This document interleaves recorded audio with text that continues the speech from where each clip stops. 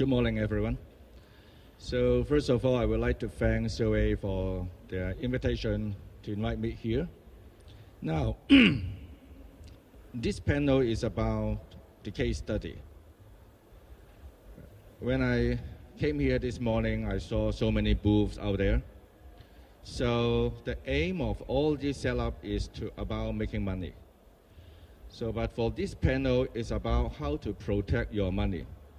You are making huge amount of money, but you need something to protect your money. Otherwise, the criminals, in particular the online infringers, they are going to take away your money alone. So now I got only 20 minutes, so what I aimed to share with you is on 3 parts. The first part is about the takedown. Takedown has been used for a long time. What do you mean by takedown? That means if you found there is some websites, they are distributing your movie, your TV channels without paying you the money, then you are going to send notice or request the website to take down the content. It has been used for years. But we are going to see, is it really works? I don't think so. Now the second area we are going to discuss is about site blocking. What do you mean by site blocking? Site blocking means according to the order from the court or from the government. Say for example in South Korea here, the government, they can give an order to the ISP to block overseas sites that are copyright infringement or they are unlawful websites. So it seems to be a very useful measure, but we are going to see about the challenges. Is it really works? Let's see about this. The third part that I'm going to share with you is about the law. Wow, that's a very tough one because everyone knows law is always lag behind the technologies. In the past, we have the website, and then we have the peer-to-peer, and then now we have the cloud, we have the mobile apps, we have the media box, the set-top box. The technology are advanced so fast that everyone apprehends that the law is actually lagging behind. So let's take a deeper look about what about the law, how to get the law to solve the problem. Okay, we move on to the first part first. First of all, takedown. Take an example of the Google. This is the takedown notice that has been submitted to Google by the right holders. Ask Google to take down those unauthorized content, no matter from their Google Drive or from their search engine. The number of the notice has been risen from approximately 6 million to 20 million per month. Is it work? No. From the right holder, we saw no matter how many notices we send to the platform, no use. The online piracy situation remains the same, remains endemic. So what we aim to do is not only take down, it has to be what? Take down and stay down. We don't want our products, we have invest huge amount of money to produce a film. After take down a single title by a single users, we want to stay down by other users or even multiple platforms. But how to do it? Let's see the problem first. Before we have the solution, of course, we have to know the problem. That's the takedown. Most of the time, we send the takedown to the platforms. The first problem is whether the platform, the website, or the platform, they are really compiled with your request. We all experience that when you send a request, takedown request to a website, maybe there is nothing come back, negative replied. Or the website is going to drag on a lot of questions with you. Can you prove me you are the copyright owner? Are you the sole distributor in this area, in this country? How to prove that, well, you are really the copyright owner, this kind of things. So the first problem is about how to make sure the platform is going to reply to your request. Now, even when the platform replied with positive feedback, you make a complaint, you send a notice to a platform, you ask to take down a movie, Yes, it takes down that individual movies, but after 1 or 2 days or even after minutes, similar or the same movie, the same content pops up. Put up again, maybe by another users, maybe by the same website operators. So the second problem is even the website is cooperative. How to make sure there is no recurrence of posting up or uploading of the same title again on these platforms. So that's the second point that you needed to think about. You need to get someone to help you on this. You don't have the money to do all this detection. You need to detect, you need to monitor the website 7/24. How to do it? You are here to making money. You are not investing money to do all this monitoring. Okay, now when you detected similar titles, similar movies, similar TV channels on the platforms, then what are you going to do? You are going to send repeated takedown notice. That's the reason why now in Google is popping up from what? From 6 million to 20 million. It's because lots of these repeated requests sending to the platforms. Repeated again and again and again. It's a whack-a-mole game. So how to avoid sending repeated requests?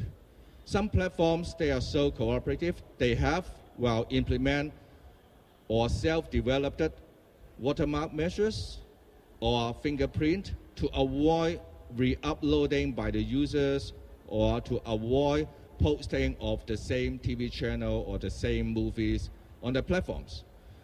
Another measure is by the government. Say, for example, in Vietnam, the government now is implementing some regulations require the online intermediaries, the online platforms, to take measures to avoid reposting of those unauthorized content. So that's the challenges for takedown. The second is site blocking.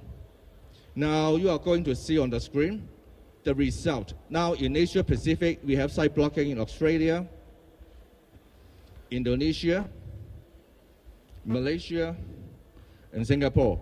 Now, I'm sorry that you may not see clear the content, but you will see the trend. All these 4 countries, the resulting trend is getting less and less. This is a downward trend, downward trend, downward trend. That means what? After implementing site blocking, the traffic to the infringing websites drops significantly. When these infringing websites are dropped significantly, what are the results? The result is the overall piracy situation in that particular country improve a lot. A further result shows that then is an upcoming rise for the legitimate website now. If you set up a website, authorize your contents, the customer are going to pay you the subscription fee. In these countries, after site blocking more than 200 infringing sites, we are going to see the legitimate platform is going to rise. It's going to rise. That means site blocking can really protect your money. How about in South Korea? We also have the site blocking in South Korea. As you can see the same, after each round of site blocking, the traffic to the infringing sites drops a lot. It will help you to protect your money, and it will also render increase in your legitimate business. But is it really useful? Let's see. Actually, site blocking depends on 3 areas. One, whether the ISP really going to block the site. The second is the methodology, the method that the ISP they are using is effective. The third is how to detect the infringing sites. Today, the online infringers, they are real business. They are not script kids. They are not young guys anymore. Those infringing sites, they earned huge amount of money through online advertisement. In the past, 10 years ago, if you go to the infringing sites, you want to see a movie, the latest Hollywood movies, to download the latest music album, you need to pay a small amount of money. But how about today? No, content is already free. If I'm the online infringers, I'm not going to ask you for a single dime. No need for you to pay. My money mainly comes from online advertisement. Huge amount of this kind of advertisement. So therefore, if you are in South Korea or in other countries, they have site blocking, I'm the infringers, I needed to do what? Rename the domain name. Create a mirror site using CDN proxy service. So we are going to see the real challenge of site blocking. First of all, site blocking order from the government or from the court. The first challenge is whether the ISP really compile with it. In Korea, it's very good, but in some countries, some ISP, they just ignore the order coming from the government or even coming from the court. The reason is that they don't have the technical capability to do the blocking. Now, of course, that means you need to have someone on the ground to talk to the ISP. That's the first problem. How effective? Are the ISP really compile with the order? The second one is about the technology, about the method the ISP are using. There are three basic forms of site blocking: DNS, URL, and also IP blocking. Most of the time, for example, in Australia, all the ISP in Australia, they are saying they are only using DNS blocking. To us, we all know this is not effective. For an ISP to have effective blocking of an unlawful site, you need to implement a mixture of DNS, URL, and IP blocking.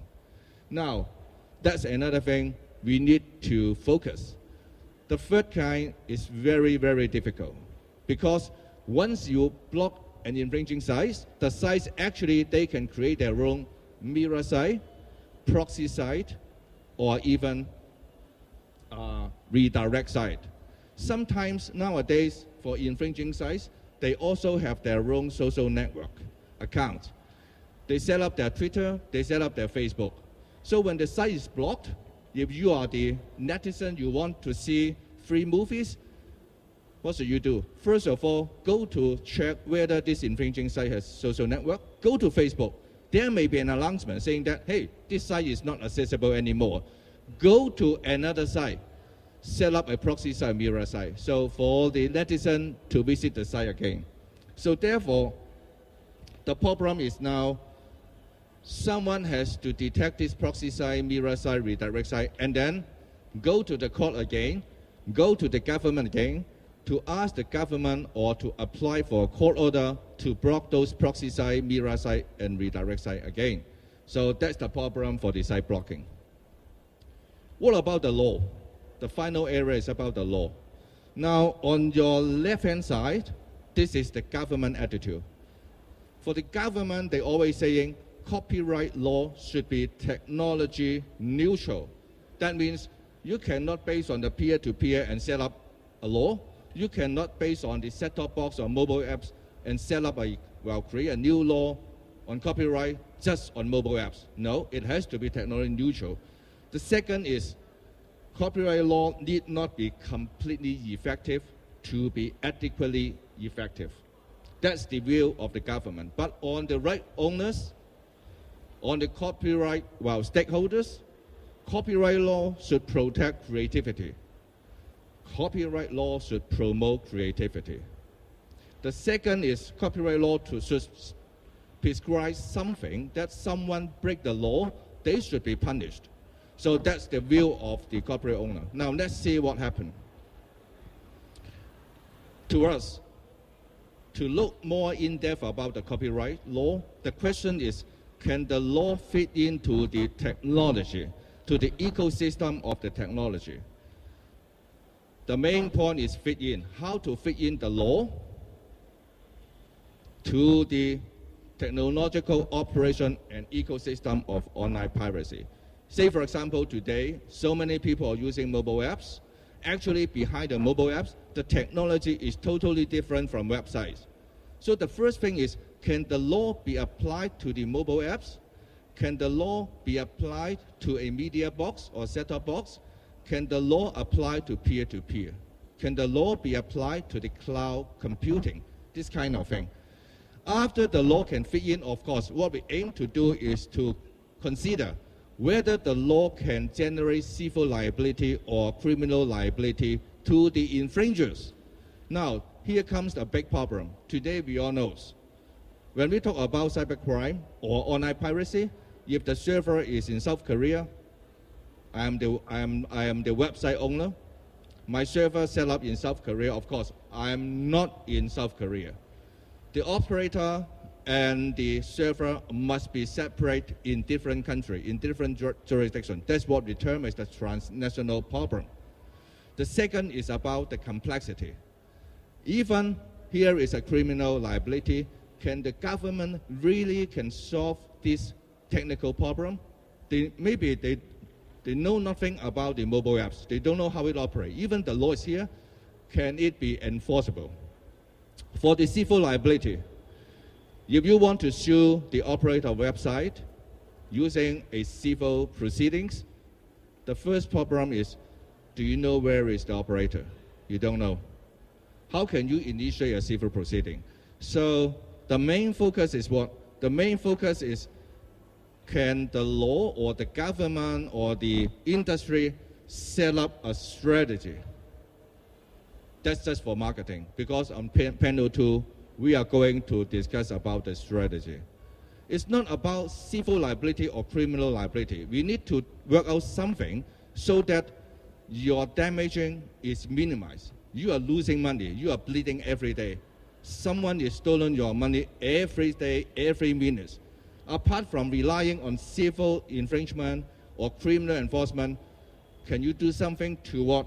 To reduce the online piracy, to reduce the internet piracy, so that your money can be protected. Thank you. That's what I want to share with you.